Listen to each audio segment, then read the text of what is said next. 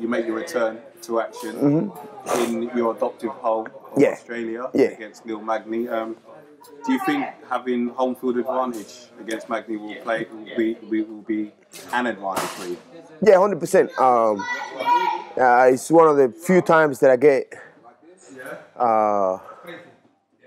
the crowd behind me, because most of the places that I go to they against me, but in that part I think that everyone in Australia is gonna be supporting me. So, kind of touched upon always kind of being the away fighter. Throughout your career, you're Cuban.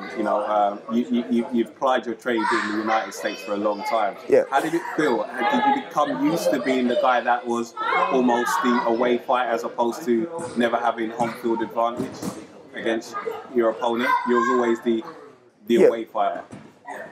Well, sometimes you kind of you don't pay attention to that, but it does kind of it's kind of like a happy bit, to be honest, because once you have the people cheering for you and you have those people that have faith in you, you don't want to let them down. You want to kind of sometimes it pushes you down when everybody's boo you and they can care less about you. They kind of you don't get motivated, but when they in your favor, you get more motivated. You get oh yeah, let's do it. Yeah, but again, despite that, you in your days of Bellator, you tore through your opposition, and you was never the hometown fighter. Did it make you almost, at least mentally, a tougher fighter because of that?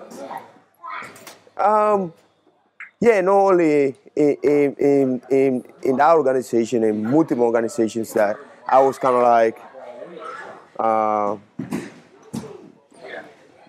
the people that everyone was booing, and sometimes because the way I look too, for some reason they straight up they don't like me. So I don't know what it is, but it's just straight up they say, I hope you lose, everyone.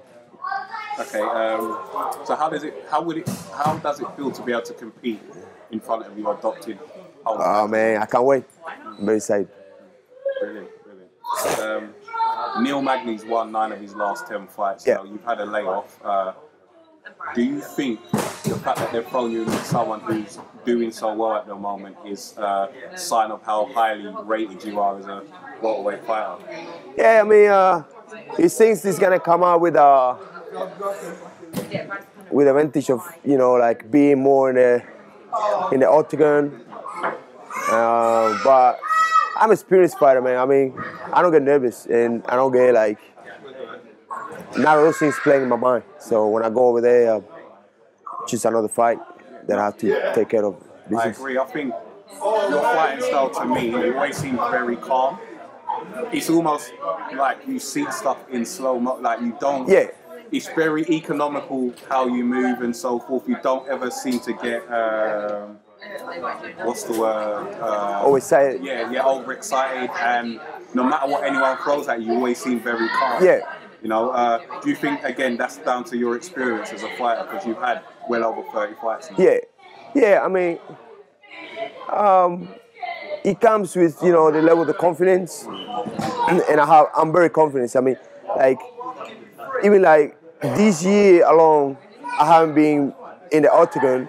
I compete in so many BJJ competitions, something that I haven't competed for a long time, and I went to Abu Dhabi in Brazil. It's the highest, and I compete against a hometown favorite, Sandy Ribeiro.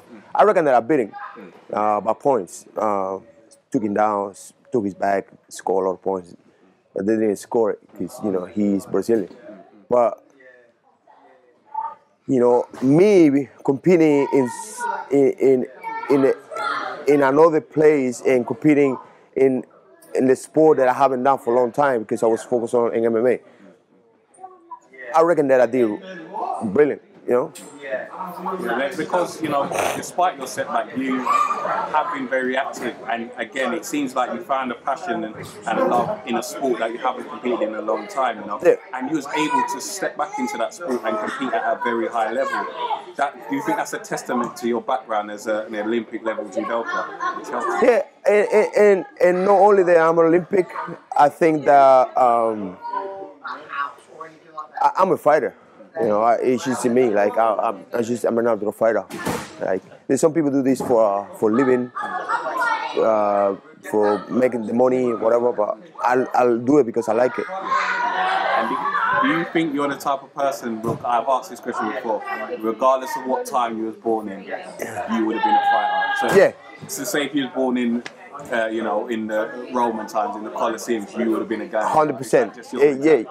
That's just me. Like I'm enjoying being there. I'm enjoying being a fighter. You know, not because what it brings, just because I just like it. Okay. In your opinion, what makes your opponent like me dangerous? If you could compliment him in any way, what about him makes him potentially a dangerous opponent? I mean, I think like, you know, he has a lot of confidence, and I need to stop that right away, you know. But apart from that, it's just another guy. I fought better competition before. It's just a guy there. Yeah. It was rumoured before your fight was announced that you was going to face Rory MacDonald. Yeah. The truth in that? I was going to fight, but he didn't want to fight me. Why do you think that is? I don't know. I said like, okay, we're gonna set the fight. I call him up. He says like, oh, yes, I want to fight Hector. When the thing came up, it's nowhere to be found. I can hazard a guess as to why you may find it difficult to find opponents in your division. I mean, at welterweight, he was saying like, oh yeah, you know, I gotta beat him up, Hector, I gotta just do this, whatever. I'm like, okay, you know, when the time comes to sign a contract, he's nowhere to be found.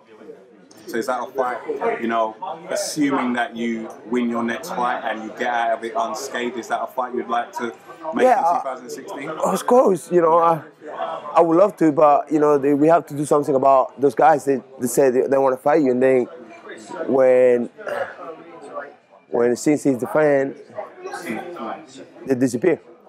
Yeah. And do you think now that you're back on the scene, you might face that problem quite regularly now that you're able to fight again? Man, I hope not, man. I want to fight a lot this year. So. Because you are a dangerous opponent. I think, especially at welterweight, I think we've seen how you've been able to equip yourself as a welterweight, and I think potentially a lot of fighters could be quite afraid isn't the right word, but quite intimidated. Well, I mean, I think he's afraid because, you know, if he ought to be easy money, he would have fight me. Easy way to get back, you know, but he doesn't want to fight. So where do you think a win over Magny will put you in the welterweight division? Well, whatever they put me, I just want to fight him, and I hope that, you know, after this fight we can get that fight happen. Because you will be knocking on the door, I think. Yeah. Yeah. Because you was knocking on the door before. I know. Your time out. Yeah. So, you know, I feel from what I can see, this is kind of like a welcome back fight against a legit, like a top 15 opponent. Yeah, top 10. Yeah. Yeah. And if you top 10, and if you win, again, you know. Yeah. You're going to be a name in a lot of people's mouths. Maybe not a lot of your future opponents. And that's what I'm planning to do.